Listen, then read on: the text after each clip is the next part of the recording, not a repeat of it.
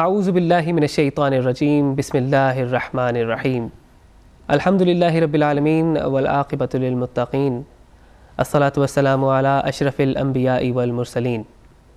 ناظرین، آپ کا میزبان علی محسن ہاشمی ہدایت ٹیلی ویژن کے برمنگھم اسٹوڈیوز میں تمام سننے والے، دیکھنے والے، عاشقان حیدر قرار، شیعان حیدر قرار اور دین اسلام سے تعلق رکھنے والے تمام پرستار جو ان ایام عزا کے شروع ہوتے ہی اپنی زندگیوں میں، اپنی سانسوں میں، اپنی آنکھوں میں وہ شبنم پرو دیتے ہیں جو سوائے غم حسین کے کسی اور غم میں نہیں، اور یہ وہی آنسو ہیں، ہمارا ایمان ہے اور یہ ہمارا یقین ہے، بلکہ ایسے کہہ دوں کہ شہزادی کونین کا یہ ہم سے وعدہ ہے کہ وہ آنکھ جو ان کے بیٹے امام حسین علیہ السلام کے غم میں روئے گی، اس آنکھ کے اس ایک قطرے کے صدقے میں دوزخ کی آگ حرام کر دی جائے گی۔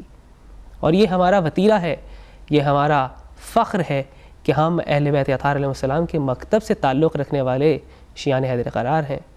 نہ تو ہم روتے ہیں اس لالچ میں کہ جنت ملے گی، اور نہ ہی ہم روتے ہیں اس خوف میں کہ جہنم سے چھٹکارا مل جائے گا، بلکہ ہم تو روتے ہیں اجر رسالت کو ادا کرنے کے حق میں۔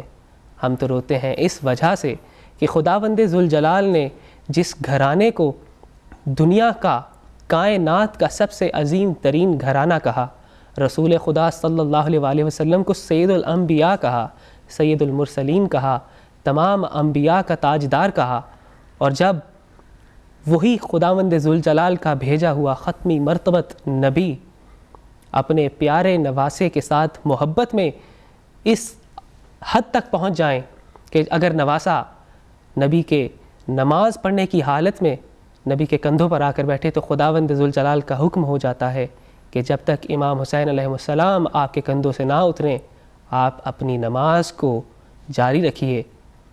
ایک مرتبہ نہیں، دو مرتبہ نہیں، تین مرتبہ نہیں، یہ سبحان ربی العالی کا ذکر 72 مرتبہ ہوا، اور پھر جا کر تمام وہ اصحاب، تمام وہ پرستار رسول خدا صلی اللہ علیہ وسلم، مورخین لکھتے ہیں، محدثین لکھتے ہیں، اور تمام تاریخ دان یہ بات لکھتے ہیں کہ ہر وہ نمازی جو نماز میں پیچھے موجود تھا سر اٹھا اٹھا کر دیکھتے تھے کہ رسول خدا آج سجدے کو لمبا کیوں کر رہے ہیں، یہ طوالت آخر کس بات کی طوالت ہے؟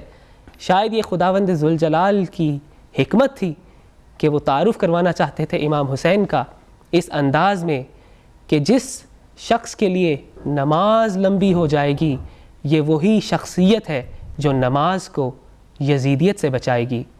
جب کربلا پر وقت ایسا آن پہنچا کہ جب امام متقیان، ہمارے امامت کے تیسرے تاجدار سید الشہداء پر ایسا وقت آیا کہ امام نے آواز دی کہ کون ہے جو مجھ غریب کی مدد کرے گا، تو کائنات کی ایک ایک حلالی شے کی طرف سے جواب آیا، انبیاء کی طرف سے جواب آیا، ملائک کی طرف سے جواب آیا۔ اور ہمارا یہ ایمان ہے کہ امام معصوم کے قول کے مطابق کہ کل یوم عاشورا وکل ارض کربلا، کہ ہر دن کربلا ہے، ہر دھرتی کربلا ہے، ہر یوم، ہر روز کربلا ہے۔ اور آج ہم یہ دیکھ رہے ہیں کہ ہماری صف عزا کربلا کے لیے تو بچتی ہے، لیکن کبھی کوئٹہ کے شہداء کے لیے بچتی ہے، کبھی کربلا والوں کی یاد ہم گلگت میں مناتے ہیں، کبھی پارا چنار میں مناتے ہیں، کبھی کراچی میں مناتے ہیں، تو کبھی پاکستان کے ان کونے کونے میں ظلم و تشدد اور بربریت میں اس جہان فانی سے رخصت ہونے والے ان شہداء کی یاد میں مناتے ہیں کہ یزیدی قوتوں نے جنہیں آج بھی بہت ہی ناکام انداز میں اس جرم سے اس دنیا سے رخصت کرنے کی بربریت کی کہ وہ شیعان حیدر قرار امام حسین علیہ السلام کے غم میں رونے والے ہیں۔ آج اس صف غم میں، اس صف عزا میں میری خوش قسمتی، تمام ہدایت کے پرستاروں کی خوش قسمتی کہ ہمارے ساتھ موجود ہیں دنیا ادب کے، شاعری کے، اور ایسے منقبت خوانی اور نوحہ خوانی کے ایسے نام سے ہماری ملاقات ہونے والی ہے آج جو کسی بھی تعارف کے محتاج نہیں۔ ہمارے پروگرام میں ہمارے ٹیلی ویژن اسٹوڈیوز میں وہ پہلے بھی آ چکے، دنیائے انقلاب کے بہت ہی انقلابی شاعر جن کا تعارف آپ سے کروانے کی سعادت حاصل کر رہا ہوں، ہمارے ہر دل عزیز ظفر عباس۔ ظفر بھائی السلام علیکم۔ وعلیکم السلام۔ میں شکر گزار ہوں ایک مرتبہ پھر آپ کا ذاتی طور پہ اور ہدایت چینل کی، ہدایت ٹی وی کی پوری ٹیم کا، کہ جن کے توسط سے میں ایک مرتبہ پھر آپ کے درمیان موجود ہوں، سامعین کے درمیان موجود ہوں اور تحفہ عالی مدد کے ساتھ آپ کے درمیان ہوں۔ بہت شکریہ۔ آپ نے پہلے بھی غدیر کے پروگرام میں ہمارے سے تعاون کیا جب آپ پہلی مرتبہ یو کے میں تشریف لائے، اور اب ایام ازاں ہیں اور فضا جو ہے وہ پرنم ہے، لیکن ہم یہ ایمان رکھتے ہیں کہ اہل بیت اطہار علیہ السلام کا ذکر جو ہے وہ کسی بھی رنگ میں کیا جائے، اس کا رابطہ بلا واسطہ یا بالواسطہ کربلا سے ضرور ہوتا ہے۔ یقین۔ آج کی محفل میں بلا تاخیر تمام سننے والے دیکھنے والے بھی یقیناً یہی چاہتے ہوں گے کہ کسی سلام سے آج کی محفل کا آغاز کیا جائے۔ جی ہاں بالکل، میں 4 مصروں سے جو کہ کربلا ہی کے حوالے سے ہیں ماشاءاللہ آغاز کلام کر رہا ہوں۔ بسم اللہ۔ گناہگار ہوں، سبحان اللہ سبحان اللہ، رد گناہ رکھتا ہوں،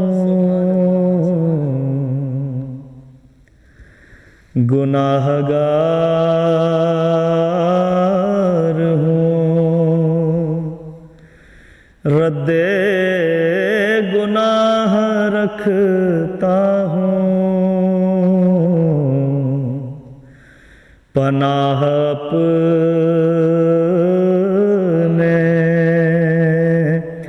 لیے بے پناہ رکھتا ہوں، نجات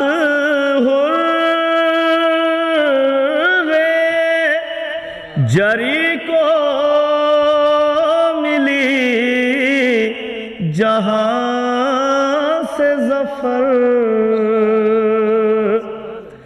نجات جری کو ملی جہاں سے ظفر، میں اپنے دل میں وہی بارگاہ رکھتا ہوں، گناہگار ہوں۔ سبحان اللہ، جناب ماشاءاللہ، اللہم صلی علی محمد و آل محمد۔ یہ تھے ہمارے ہر دل عزیز ظفر عباس۔ ظفر کسی بھی تعارف کے محتاج نہیں، حضور آپ کو جو ہے وہ تقریباً 10 سے زیادہ آپ کی جو ہے وہ مجموعہ کلام دنیا میں آشکار ہوئے، بالکل، اور کسی بھی تعارف کے محتاج نہیں وہ کلام آپ کے کہ آج کے دنیا منقبت گوئی کے جو بڑے بڑے نام ہیں بلا شبہ آپ کے کلاموں سے ہی ان کو جو ہے وہ پذیرائی ملی۔ میری مراد آفاق بھائی ہیں، ناظم بھائی ہیں، ندیم سرور بھائی، ناصر زیدی بھائی، صادق جعفری بھائی، میثم عباس بھائی امریکہ والے، علی رضا بھائی، بلکہ مجھے تو یہ بھی بات جو ہے وہ معلوم ہے کہ میر حسن میر صاحب نے جب 1998 تھے غالباً یا 99 میں پہلی مرتبہ آپ کا کلام پڑھ کر منظر عام میں خیر پور میں آئے، وہ رجب کی محفل جو آج بھی یوٹیوب پہ موجود ہے، اور آپ کا کلام جو پڑھا کہ گھر میں ضیاء لحد میں اجالا علی سے ہے۔ جی ہاں، وہ ان کی سفر منقبت خوانی کا آغاز تھا، پہلا دن تھا جب انہوں نے میرے کلام سے آغاز کیا، اور یقیناً اب کیا بات ہے، دنیا جانتی ہے انہیں منقبت خوانی کے حوالے سے، کوئی شک نہیں۔ اور پیارے خان مرحوم مولانا کو قدم قدم میری خوش نصیبی ہے کہ ان آفاق بھائی ہوئے، ناظم بھائی ہوئے، اور سرور بھائی نے بھی منقبتوں کے حوالے سے میرے کئی کلام پڑھے۔ یہ میری خوش قسمتی ہے کہ ان حضرات نے مجھے یہ عزت دی۔ میں شکر گزار ہوں ان تمام حضرات کا، ان تمام نوحہ خانوں کا۔ بلکہ ایک بات اور بتاتا چلوں کہ جو پہلے بھی میں عرض کر چکا ہوں کہ دنیا منقبت خوانی کا بے تاج بادشاہ اس وقت اہل سنت سے تعلق رکھتا ہے، جس کا نام ہے جسے جانتے ہیں امجد صابری کے نام سے لوگ. جی ہاں بالکل. بہت ہی معروف اور مقبول قوال تھے. ان کے والد غلام فرید صابری صاحب ان کے صاحبزادے ہیں. انہوں نے جو پہلی کیسٹ نوح کی ہے وہ بھی کلام میرے ہی تھے سارے, جو اس وقت ہمارے جو نیٹ ورک ہیں فون کے, انہوں نے اپنی ٹیون پہ بھی دیے ہوئے ہیں ان کے نوحے, جو تمام لوگ سنتے بھی ہیں اور اپنے سیٹوں پہ سیٹ بھی کیا ہوا ہے انہوں نے ٹیون کے حساب سے. جی یہ بات تو ہم نے جب غدیر کا پروگرام کیا آپ کے ساتھ تو بالکل بہت ہی قلیل انداز میں ہم نے اس کے اوپر تھوڑا ٹچ کیا کہ ان کی پوری جو نوحوں کی البم ہے وہ بھی اس کے ایک ایک کلام جو ہے وہ آپ کا اپنا لکھا ہوا کلام, اور ماشاءاللہ کتنی سعادت مندی ہے ان پڑھنے والوں کی کہ جو آپ کا کلام پڑھتے ہیں اور اس کے بعد ان کو ایسی پذیرائی ملتی ہے کہ مولا کا احسان ہوتا ہے. آپ کے قلم میں مولا نے ایسی تاثیر رکھی کہ جو بھی آپ کے کلام سے مستفید ہوتا ہے وہ ایسا فائدہ مند ہوتا ہے کہ اس کو دنیائے منقبت گوئی میں کبھی کوئی میر حسن کے نام سے یاد کرتا ہے, کبھی کوئی ندیم سرور کے نام سے یاد کرتا ہے, اگر کوئی پڑھتے ہوئے چلے جائیں تو وہ پیارے خان بھائی کے نام سے ان کو یاد کرتے ہیں. اور یہ اعزاز بخشا ہے مولا نے آپ کو اور آپ کے قلم کو. اور اسی سلسلے میں مجھے یہ بات کہتے ہوئے فخر محسوس ہوتا ہے کہ ہمارا جینا مرنا الحمدللہ عزاداری ہے. بالکل. اور عزاداری ہماری شہر کے حیات ہے, جیسا کہ خامنائی رحمۃ اللہ علیہ رضوان اللہ کہہ گئے. امام خمینی کا بھی یہ قول کہ عزاداری ہماری شہر کے حیات ہے. اور ہم نے یہ دیکھا کہ پاکستان میں شہر کے حیات میں جینے والے, عزاداری میں جینے والے شیعان حیدر قرار جب وہ اس جرم سے مارے جاتے ہیں کہ ان کا جرم صرف یہ ہے کہ وہ عزاداران امام حسین کی صدائیں بلند کر رہے ہیں, لبیک یا حسین کہتے ہیں, لبیک یا حسین کہہ رہے ہیں, یا علی مدد کہہ رہے ہیں. یہی گناہ جو ہے وہ تصور کرتے ہیں وہ مارنے والے, اگرچہ سنت نبی ہے یا علی مدد کہنا. سبحان اللہ. تو رابطہ جو اس سوال سے میں جوڑنا چاہ رہا تھا کہ یہ بات کہنے کا مقصد کہ تمام شاعر اہل بیت جتنے بھی ہیں, شعراء ہیں, منقبت گو ہیں, اور یہ تمام لکھ رہے ہیں, لیکن لکھ رہے ہیں تمام اہل بیت اطہار علیہ السلام کی شان میں اور ان کے فضائل اور مصائب کے بارے میں نوحہ خوانی کر رہے ہیں. لیکن آپ کا قلم جو ہے وہ اس کو یہ بھی اعزاز حاصل ہے کہ آپ انقلابی شاعر بھی ہیں. آپ جو ہے وہ شاعر انقلاب کا خطاب لیے ہوئے ہیں. عباس قبیلی صاحب قبلہ نے آپ کے بارے میں جو لکھا, پھر اس کے بعد شہنشاہ نقوی صاحب نے, اور حجت الاسلام ہے, بہت ہی بہترین عالم دین ہے. جی ہاں, میرے لیے اعزاز ہے کہ میری کتابوں کے حوالے سے جو لکھا گیا اس میں بڑے بڑے نام شامل ہیں. جناب شاہد نقوی کا نام شامل ہے, جناب ڈاکٹر ہلال نقوی صاحب کا نام شامل ہے, پروفیسر سحر انصاری صاحب نے میری کتاب کے بارے میں لکھا, شادہ دہلوی صاحب اس میں شامل ہیں. بڑے بڑے نام ہیں جنہوں نے میری کتاب کو اور وزنی کر دیا اپنی تحریر دے کر میرے حوالے سے. تو میں ان تمام حضرات کا شکر گزار ہوں. بلکہ خطیب اکبر مرزا اطہر صاحب کی بھی تحریر میری کتاب کی زینت بنی. تو میں ان تمام حضرت, بلکہ اور اس سے بھی آگے جاؤں کہ احسان جوادی صاحب, مولانا ذیشان جوادی صاحب کے صاحبزادے, ان کی بھی تحریر میری کتاب کی زینت بنی. تو میں ان تمام حضرات کا شکر گزار ہوں کہ جن کی تحریر سے میری کتاب اور وزنی ہو گئی. سبحان اللہ, ماشاءاللہ.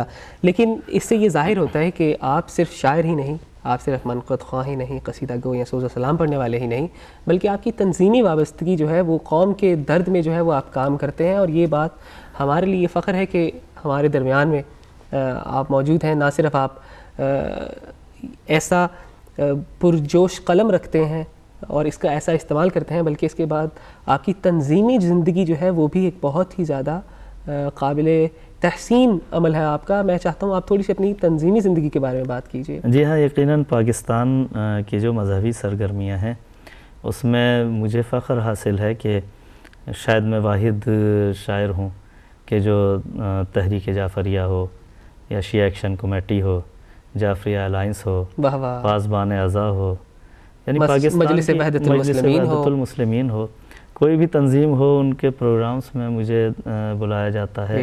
اور میں اس بات کا قائل ہوں کہ جب ہمارا دشمن ہمیں ایک سمجھ رہا ہے, ہمیں مولا علی کے نام پر مار رہا ہے, مولا حسین کے نام پر مار رہا ہے, تو ہمیں بھی شیعہ ہو کر دکھانا پڑے گا اور دکھانا چاہیے کہ ہم شیعہ ہیں. یقیناً جتنی تنظیمیں ہوتی ہیں اتنا ہی بہتر ہوتا ہے کہ کام شیعت کے حوالے سے، ملت کے حوالے سے، تشیع کے حوالے سے زیادہ فلاحی کام ہو رہے ہوتے ہیں، زیادہ سے زیادہ سماجی کام ہو رہے ہوتے ہیں.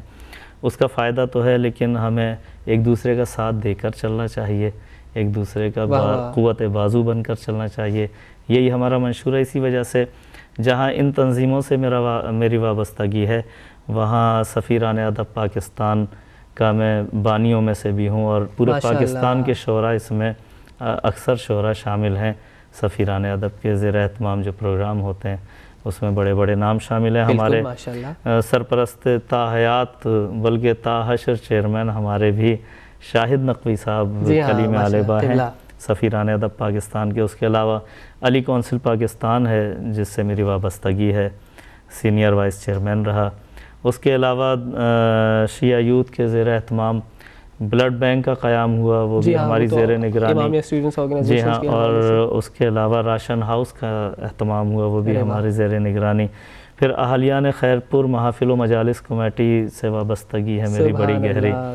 پھر اس کے علاوہ جناب قیام کے حوالے سے ایک ادارہ ہے لہن داؤدی کے حوالے سے، جس کی کلاسز ہوتی ہیں انچولی میں اس کے دفتر میں.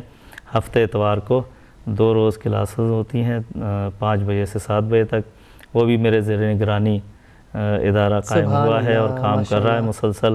اور انشاءاللہ اس میں اس وقت بھی تقریباً 100 کے قریب بچے ہیں اور بڑے ہیں جو تربیت حاصل کر رہے ہیں نوحہ خانی کی، منقبت خانی کی، مرثیہ خانی کی. تو انشاءاللہ یہ 6 مہینے میں یہ جو ٹیم تیار ہو کے نکلے گی. تو ابھی جو ایک محلے میں محفل ہوتی ہے، انشاءاللہ ایک گھر میں محفل ہوگی، ایک گھر میں مجالس امام مظلوم ہوں گی. تو ان تنظیموں سے میرا تعلق ہے اور میرے زیر نگرانی بھی چل رہی ہیں، ان سے میری وابستگیاں ہیں. ایک سوال برائے سوال، مجھے معلوم ہے کہ یہ ایسا ٹاپک ہے کہ تمام سننے والے دیکھنے والے اس سے بہت ہی احسن طریقے سے آگاہ ہیں کہ پاکستان میں جو یزیدیت کا دورہ ہے اس وقت، معاویہ کے حواری جو ہیں وہ اس وقت ظلم و بربریت پھیلائے ہوئے ہیں، اور تمام ہمارے پڑھنے والے جو جلیل القدر علماء ہیں، اس کے ساتھ ہمارے جو شعراء ہیں، میں شہید سبت جعفر کی بہت ریسنٹ مثال دے دیتا ہوں، مولا ان کے درجات کو بلند سے بلند ترین فرمائے. آپ کی بڑی ایسوسیشن تھی ان سے، اور اس طرح کے جو سوچ ہوتی ہے کبھی دل میں کوئی اس طرح کا خطرہ یا خوف پیدا کرتی ہے؟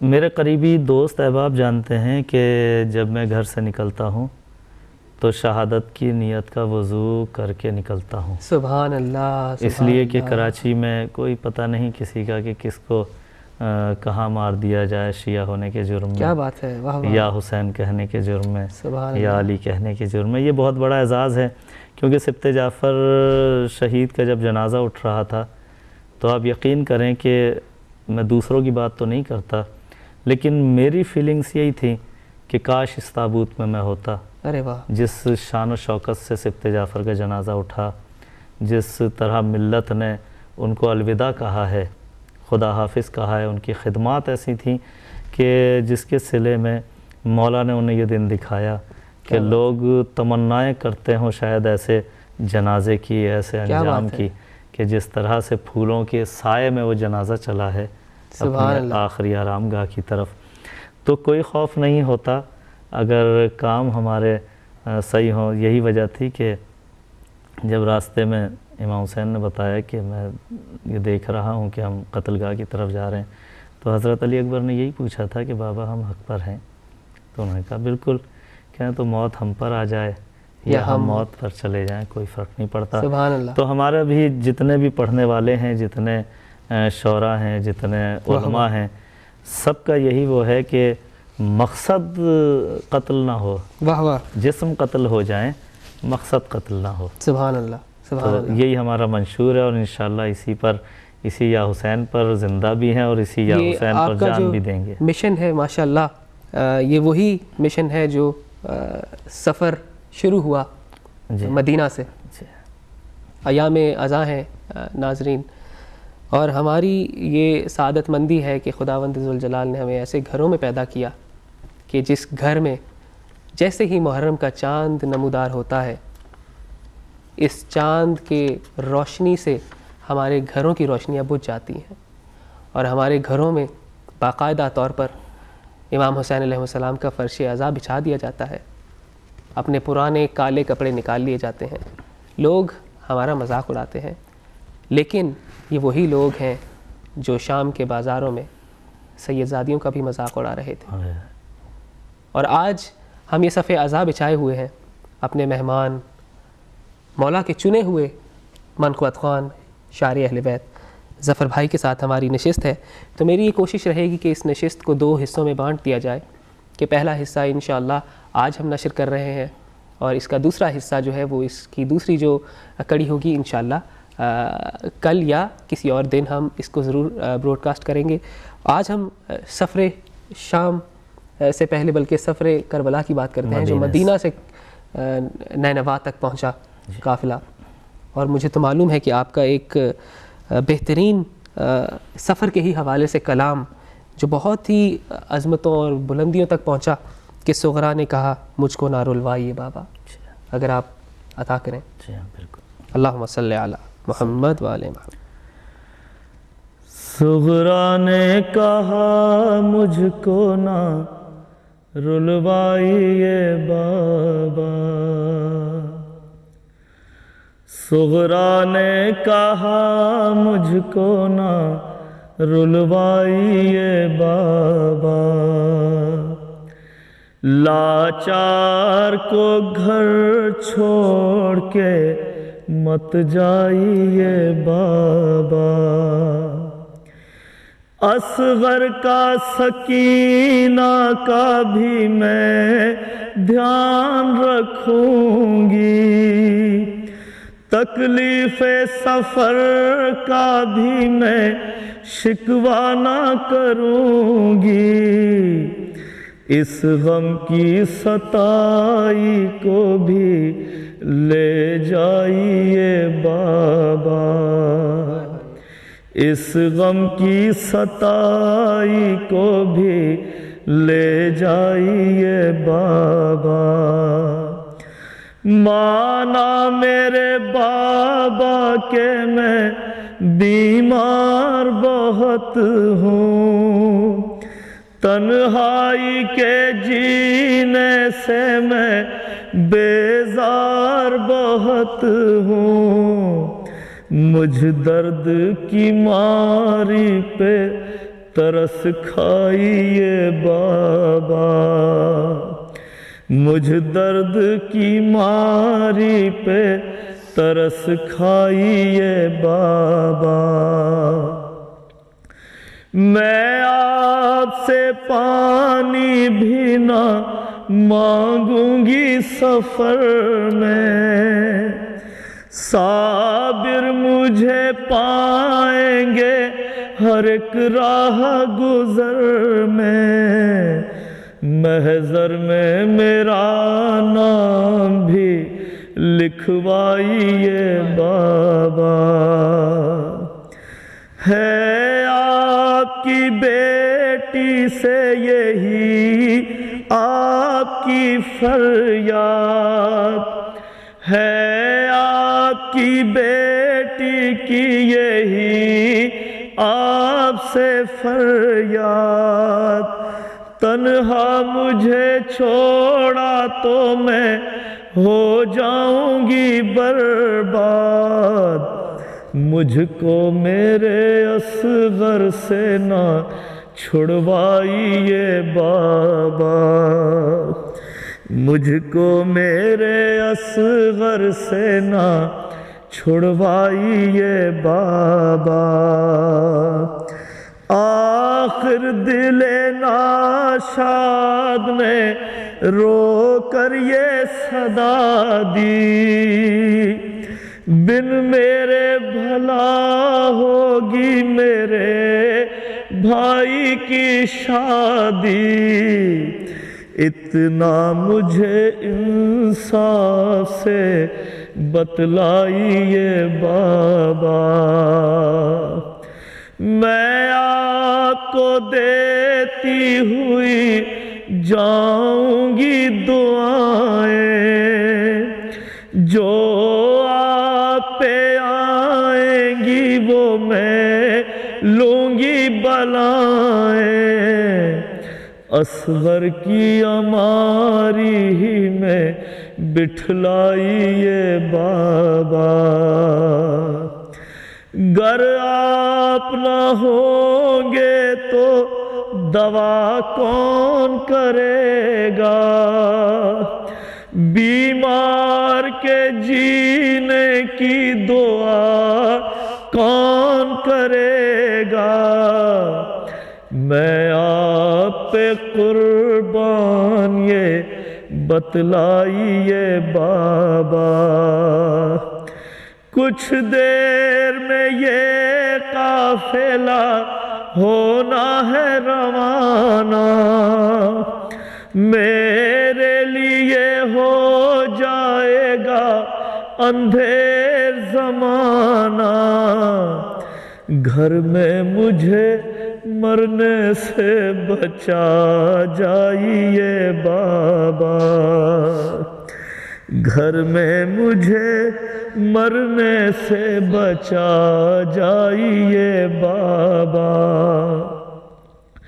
یہ بین ظفر کرتے ہوئے آ گئی صغرا، دہلیز پہ یہ کہتے ہی غش کھا گئی صغرا، قسمت میں یہی ہے تو چلے جائیے بابا، قسمت میں یہی ہے تو چلے جائیے بابا، یہ بین ظفر کرتے ہوئے آ گئی صغرا، دہلیز پہ یہ کہتے ہی غش کھا گئی صغرا، قسمت میں یہی ہے تو چلے جائیے بابا، صغرا نے کہا مجھ کو نہ رلوائیے بابا، محمد وعلی محمد وعجل فرجهم اللہم علی قطرۃ الحسین وصحابہ۔ ماشاء اللہ ظفر بھائی، آپ کا بہت بہت شکریہ، بہترین سوز اور اتنی ہی پرسوز آپ کی آواز، مولا نے آپ کو نہ صرف بہترین قلم دیا بلکہ آپ کو ایسی پرسوز آواز بھی تھی، بہترین لحن دیا۔ ہم دعا کرتے ہیں ان پاکیزہ راتوں، پاکیزہ دنوں کے صدقے میں، ان پاکیزہ گھڑیوں کے صدقے میں کہ مولا ایک تو آپ کو صحت و سلامتی عطا فرمائے، لمبی عمر عطا فرمائے، آپ کو اپنے حفظ و امان میں رکھے، اور اس کے ساتھ ساتھ آپ اسی طرح اپنے قلم سے بھی گفتگو کریں۔ مولا تمام عزاداروں کو صحت و سلامتی الہی آمین۔ اس وقت دنیا پاکستان میں، دنیا ہندوستان میں، بالخصوص پاکستان میں جہاں بھی عزاداری ہو رہی ہے، ہمیں معلوم ہے کہ ہمارے جلوسوں میں بھی، ہمارے نجی محافلوں میں بھی، ہماری مجالس میں بھی یزیدی آنکھ جو ہے وہ پاکیزگی کی نظر سے ہمارے شہداء کربلا کے غم میں رونے والے مومنین مومنات جتنے بھی اس وقت امام حسین علیہ السلام کی صف بچھائے ہوئے ہیں، یزیدی نظر اپنی پاکیزہ عزائم کے ساتھ ان کو دیکھ رہی ہے۔ لیکن ہمارا یہ پیغام ہے اس یزیدیت کو، معاویہ کے حواریوں کے لیے، کہ نہ تو ہم 10 محرم کو یوم عاشور لاشیں اٹھائے تھکے، اور نہ ہی ہم لاشیں 1400 سال سے آج تک لاشیں اٹھا رہے ہیں۔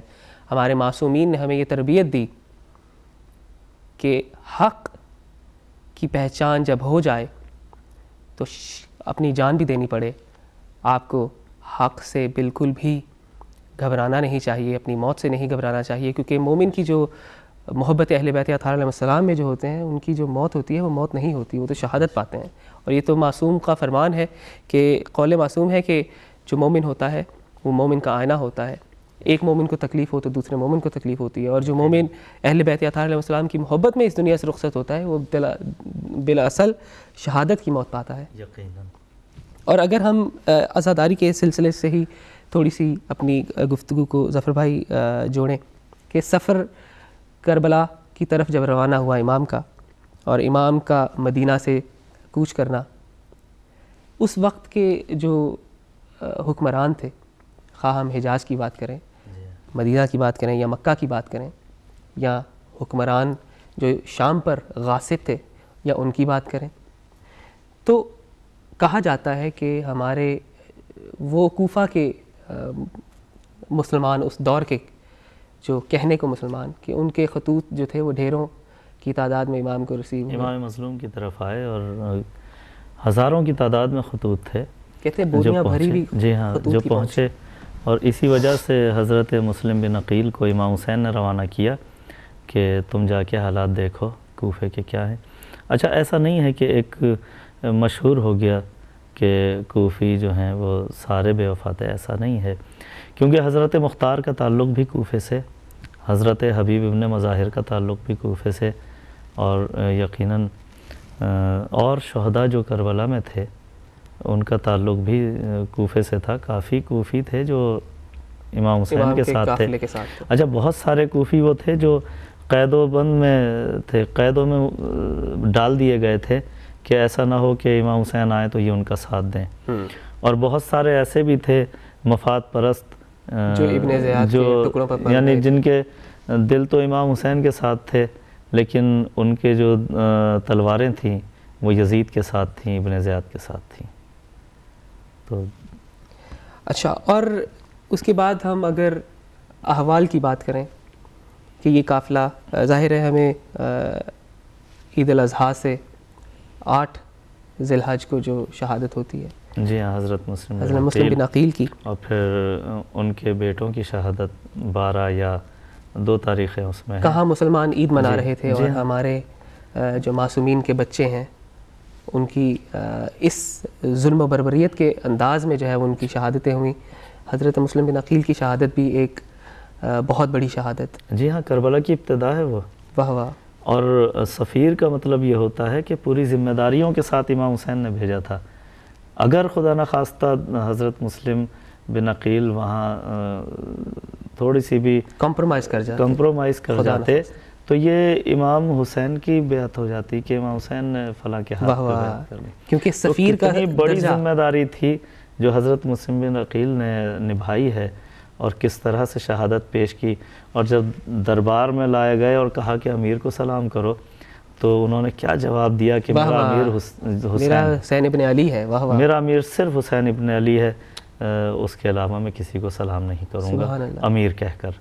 تو یہ بہت بڑی بات تھی کہ اکیلے رہ جانا اور اس تنہائی کے عالم میں اس طرح سے اپنے جذبے کو قائم رکھنا، جوش کو قائم رکھنا، اور امام حسین سے وہ ربط قائم رکھنا کہ میرا امیر صرف حسین ہے۔ کیا بات ہے، تو یہ بہت بڑی بات ہے۔ اگر جسارت کروں ظفر بھائی کہ ہمارے مطلب گفتگو میں بھی یہ اکثر یہ کہا جاتا ہے کہ کربلا کی جو ابتدا ہے وہ حضرت مسلم بن عقیل کی شہادت سے ہوئی، لیکن میرا یہ ماننا ہے کہ کربلا کی ابتدا جو ہے وہ سقیفہ سے ہوئی۔ جی ہاں، یقیناً جو بیج پڑا ہے منافقت کا وہ تو غدیر قوم سے ہی پڑ گیا، جب ایک شخص نے آ کر کہا کہ اگر یہ آپ اپنی طرف سے اعلان کر رہے ہیں تو مجھ پر اللہ کا عذاب نازل کر دیجیے، اللہ کی طرف سے اعلان کر رہے ہیں تو مجھ پہ عذاب آئے۔ تو یہ آغاز تو غدیر سے ہوا، اس کی جو باقاعدہ پلاننگ ہوئی وہ سقیفے میں ہوئی، اور سقیفے کے بعد یہ کربلا اچانک نہیں ہو گئی، جی ہاں بالکل، بلکہ یہ رسول کے زمانے سے یہ پلاننگ ہوتی رہی، اور جو اسلام میں اس نیت سے داخل ہوئے تھے کہ رسول کیونکہ رسول کے کوئی اولاد نہیں ہے تو یہ اسلام یہیں ختم ہو جائے گا اور ہم عیش کریں گے اسلام کے نام پہ، مال غنیمت پہ بھی عیش کریں گے اور اسلام کے نام پر عیش کریں گے۔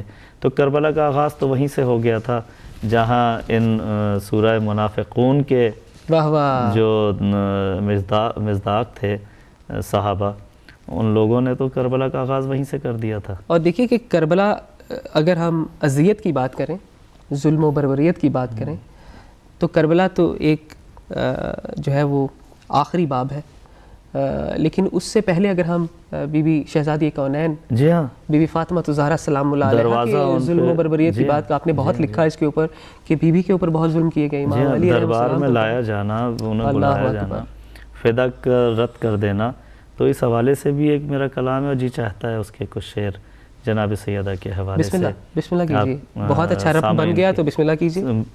ارادہ نہیں تھا لیکن کیونکہ آپ لے گئے دربار تک جناب سیدہ کے ستم تک، تو جو ان پہ ڈھائے گئے، تو اسی تناظر میں یہ نوحے کے شعر جو کراچی میں بہت پڑھا جاتا ہے، اور خاص طور سے جب کسی کی شہادت ہوتی ہے اور جلوس جنازہ جا رہا ہوتا ہے تو یہ نوحہ پڑھا جاتا ہے۔ ستم کی ہو گئی ہے انتہا رسول کے بعد، ستم کی ہو گئی ہے انتہا رسول کے بعد، چلی ہے مانگنے حق فاطمہ رسول کے بعد، ستم کی ہو گئی ہے انتہا رسول کے بعد، رسول زادی کھڑی کیوں رہی سر دربار، رسول زادی کھڑی کیوں رہی سر دربار، یہ کون تخت پہ بیٹھا رہا رسول کے بعد، وہ جرم کیا تھا کہ جس پر علی کو گلیوں میں، وہ جرم کیا تھا کہ جس پر علی کو گلیوں میں رسن سے باندھ کے کھینچا گیا رسول کے بعد، رسن سے باندھ کے کھینچا گیا رسول کے بعد، رسن سے باندھ کے کھینچا گیا رسول کے بعد، کوئی بتائے ہمیں کیوں بطول کے گھر سے، کوئی بتائے ہمیں کیوں بطول کے گھر سے، ہمیشہ رونے کی آئی صدا رسول کے بعد، ہمیشہ رونے کی آئی صدا رسول کے بعد، شہید ہو گیا اس کی ہی ضرب سے محسن، شہید ہو گیا اس کی ہی ضرب سے محسن، در بطول جلایا گیا رسول کے بعد،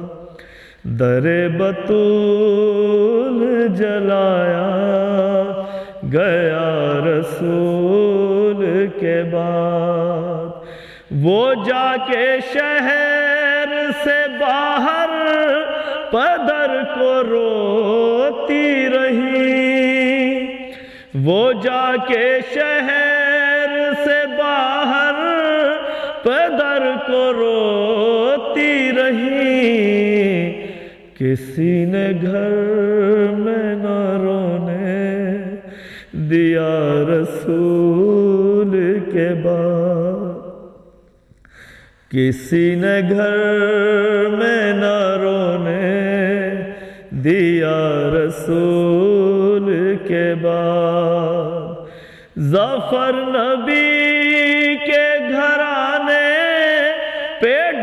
کے ظلم و ستم، ظفر نبی کے گھرانے پہ ڈھاکے ظلم و ستم، سجائی جانے لگی کربلا رسول کے بعد، ستم کی ہو گئی ہے انتہا رسول کے بعد۔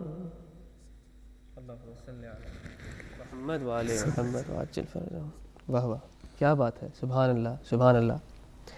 ظفر بھائی، یہ ہمارا جو ہے وہ ہماری خوش بختی ہے کہ ہمیں خداوند ذوالجلال نے ایسے گھرانے میں پیدا کیا کہ اہل بیت اطہار علیہ السلام کی جو محبت ہے وہ صحیح معنوں میں ہماری گھٹی میں شامل ہے۔ ہم شکر ادا کرتے ہیں اس رب ذوالجلال کا اور اس کے بعد اپنی ماؤں کا کہ ہمیں نعت علی پڑھ کر جو دودھ پلایا گیا اس کی تاثیر ہے کہ کربلا ہماری ہر مطلب جوان ہے ہمیں اگر دنیا کے باقی کاموں میں دیکھا جائے تو شاید کوئی ایسا کام نہ ہو کہ جس کے سننے کوئی ایسا واقعہ نہ ہو کہ جس کے سننے کے بعد آنکھوں میں آنسو آ جائے۔ مطلب یہ ہم اپنا فخر سمجھتے ہیں بطور نوجوان ہونے کہ ہمیں کوئی نہیں رلا سکتا کیونکہ ہم مرد ہیں۔ آپ یہ دیکھیں نا کہ 1400 سال گزر گئے اس واقعے ہاں ہاں، کیا بات ہے۔ اور ہمارا اپنا کوئی مر جاتا ہے تو ہم زیادہ سے زیادہ 40ویں تک اس کو مشکل شدت سے یاد رکھتے ہیں، مشکل سے، بہت مشکل سے۔ اور اس کے بعد پہلی برسی آتی ہے تو ایک رسمی فاتحہ دے دی اور ختم ہوئی بات۔ لیکن عجیب غم ہے غم اہل بیت، 1400 سال ہو گئے کہ جس نے وہ آفاقیت حاصل کی۔ قربانی بھی تو ایسی تھی کیا بات ہے کہ حضرت علی اکبر جیسے بیٹے کو قربان کر دینا، بلکہ جب شام میں کسی نے حضرت علی اکبر کا سر دیکھا نیزے پہ تو یہی کہا تھا کہ کاش اس نوجوان کی ماں مر گئی ہو اس کی شہادت سے پہلے۔ تو جب ایسے ایسے جوانوں کی قربانی دی گئی ہو تو اللہ نے کہا ہے تم میرا ذکر کرو میں تمہارا ذکر کروں گا۔ سبحان اللہ۔ تو اللہ کا ذکر کرنا یہی ہے کہ کائنات میں اس کا ذکر پھیلا دیا۔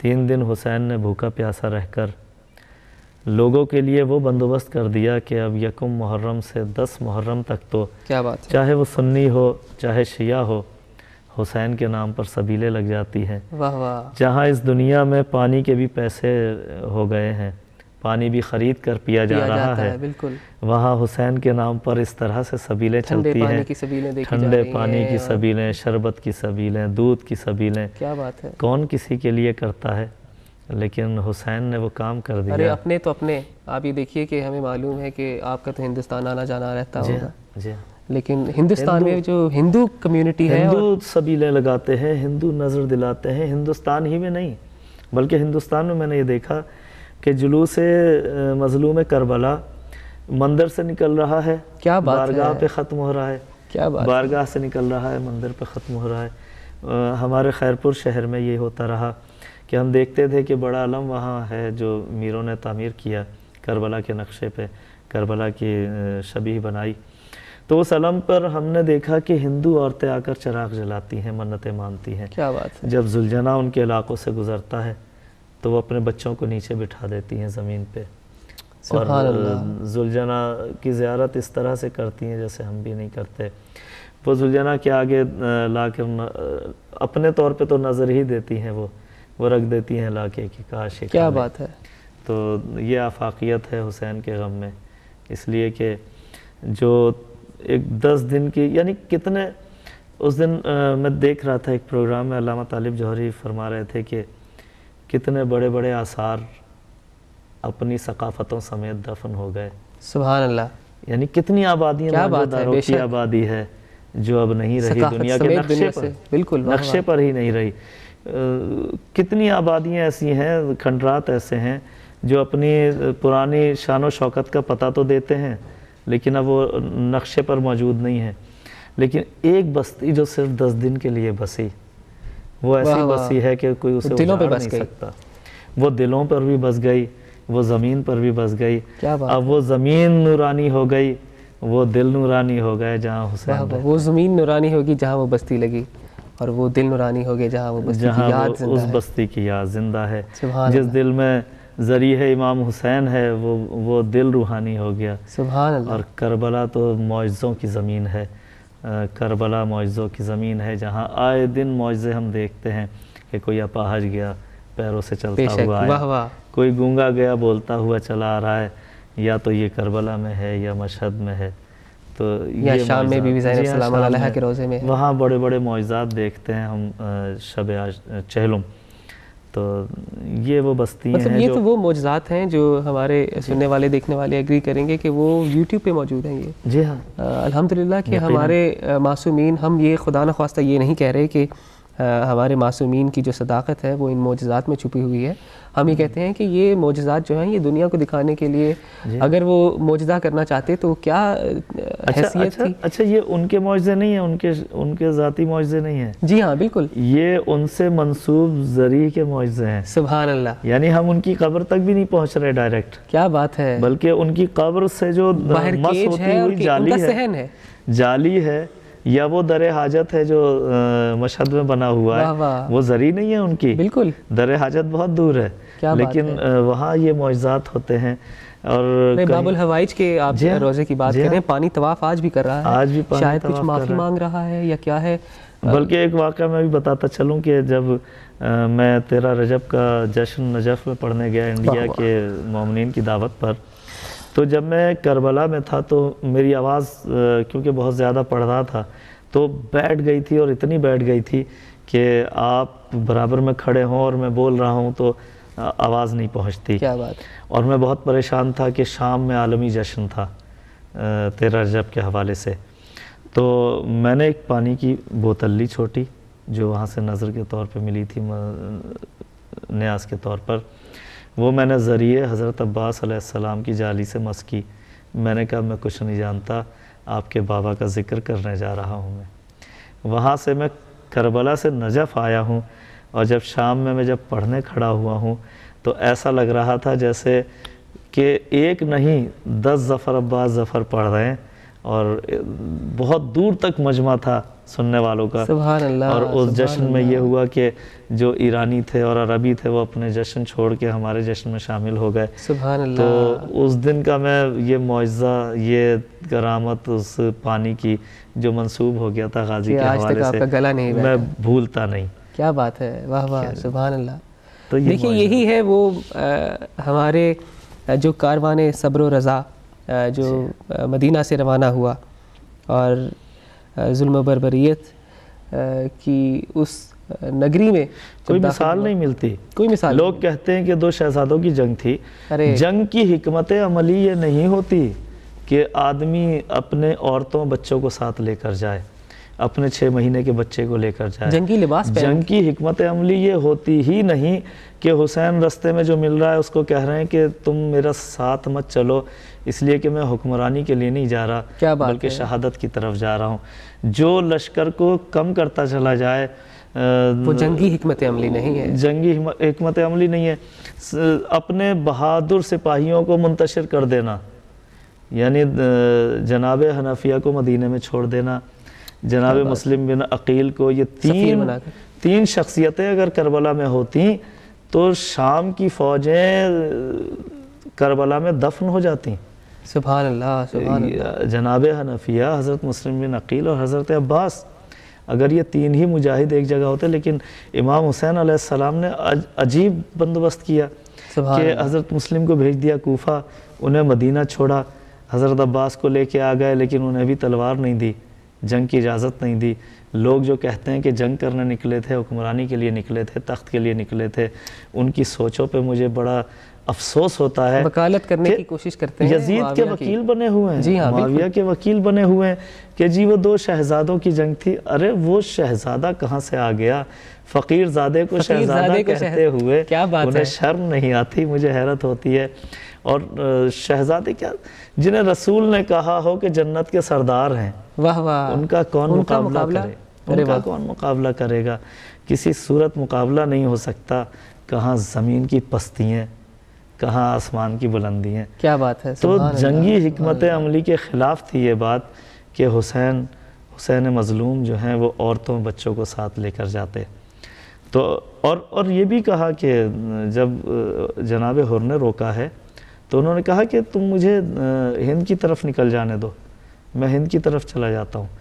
تو اس سے ظاہر ہوتا ہے کہ جنگ مقصود نہیں تھی، صرف یہ وہ دیکھ رہے تھے کہ دین کیسے بچے، واہ واہ، دین کس طرح سے بچ سکتا ہے، صحیح دین کی تبلیغ کیسے ہو سکتی ہے. یزیدیت جس کا دعویٰ تھا کہ بنی ہاشم کا ڈھونگ تھا، نہ کوئی وحی نازل ہوئی، نہ کوئی رسول آیا، نہ کوئی امام آیا، یہ تو فقط بنی ہاشم کا ڈھونگ تھا. یہ یزید نے دربار میں بھی کہا.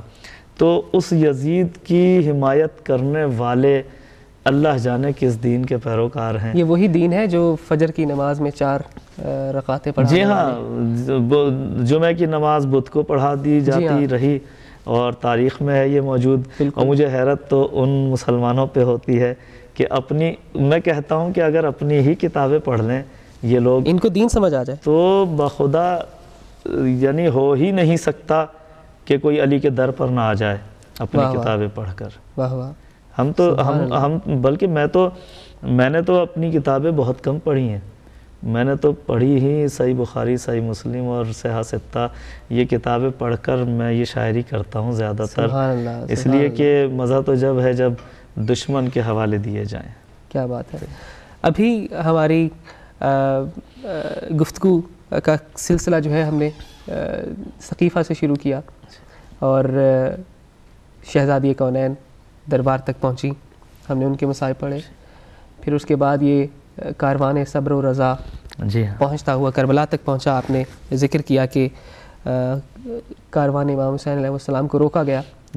اور ہم یہ جانتے ہیں کہ 6 محرم کی شب، جب 7 محرم کی شب لگ گئی، پانی بند ہو گیا اور اب پانی کے جو ہے وہ ذخائر اور مشکیزیں خالی ہیں. 3 دن کی پیاس اور آخری وہ شب آتی ہے کہ جس شب میں ہر معصوم کو معلوم ہے اور ہر معصوم کے سپاہی کو معلوم ہے، بچوں کو معلوم ہے، خواتین کو معلوم ہے کہ کل کا جو دن ہے وہ شہداء کا آخری دن ہوگا.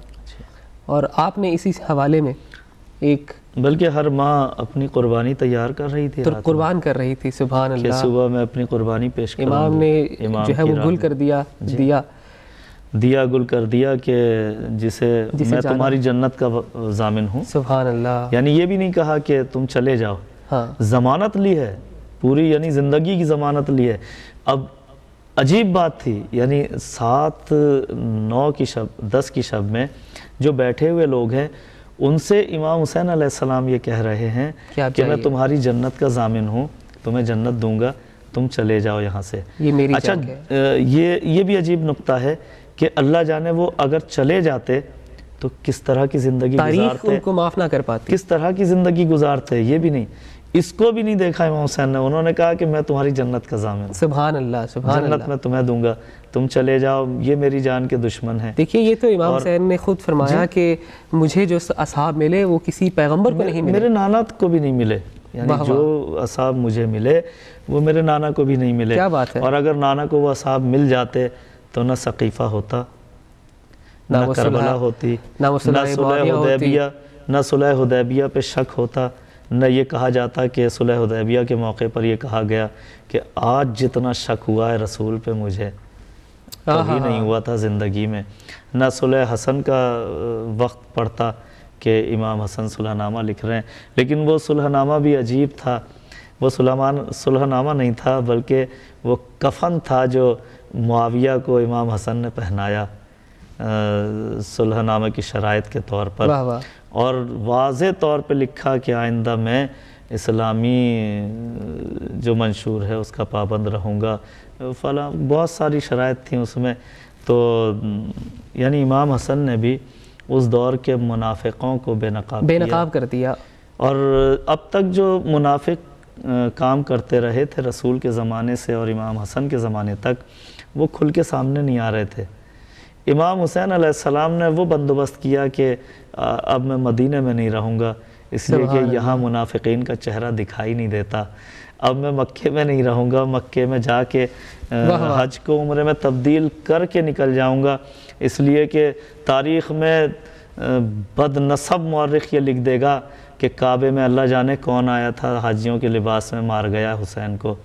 تو امام حسین نے بندوبست یہی کیا کہ اب ایسی جگہ منافقین کو گھیروں گا جہاں چہرے دھندلے ہوئے نہ ہوں, چہرے واضح ہوں. کیا بات کہ ہے, کون حق پہ ہے اور کون باطل پہ.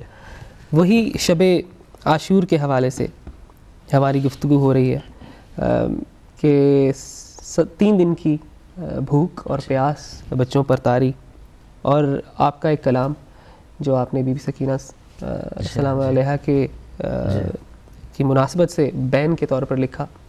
میری خواہش ہے کہ اگر آپ جی بالکل اس کو میں پیش کرتا ہوں. بسم اللہ کیجیے. اللہم صلی علی محمد وعلی محمد. شب عاشور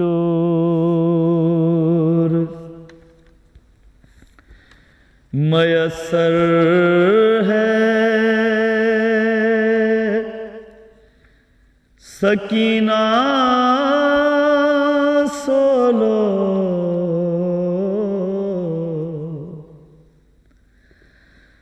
شب عاشور میسر ہے سکینہ سولو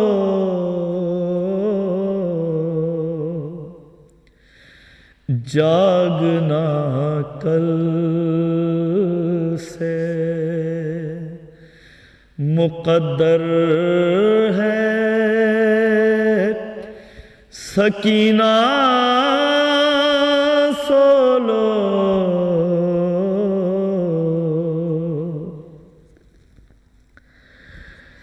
کل خدا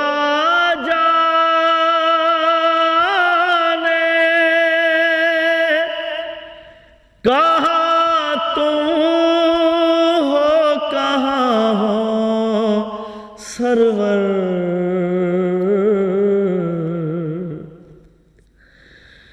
کل خدا جانے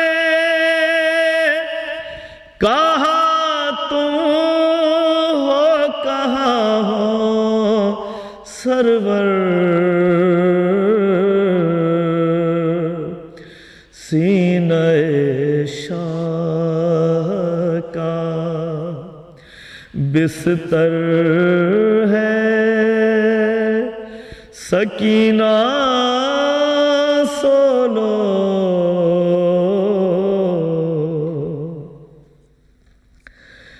کل جو شام آئے گی وہ شام غریباں ہوگی کل جو شام آئے گی وہ شام غریباں ہوگی آج کی شب اکبر ہے سکینہ سولو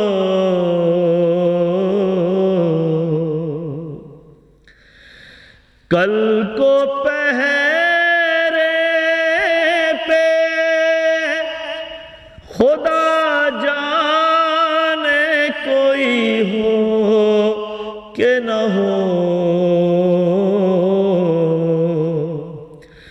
آج پہرے پہ دلاور ہے سکینہ سولو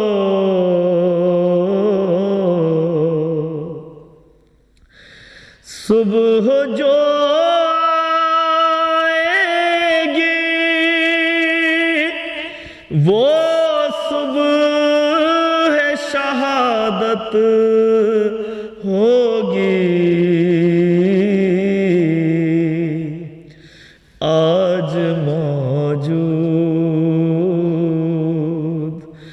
بھرا گھر سکینہ سولو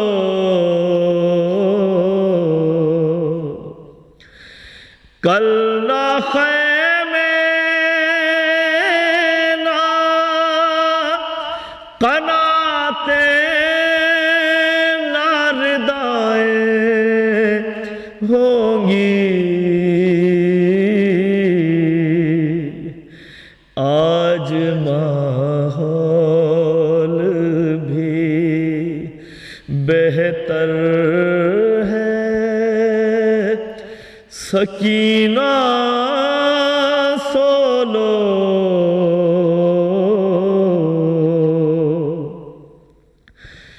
کل سے غربت کے اندھیرے نہیں سونے دیں گے آج کی رات منور ہے سکینہ سولو آج کی رات منور ہے سکینہ سولو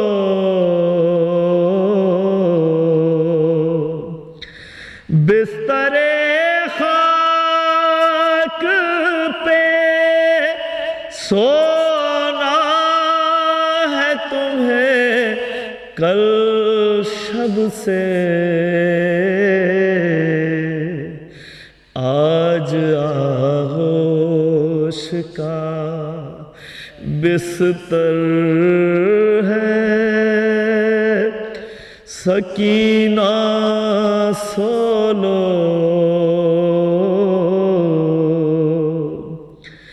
شاہ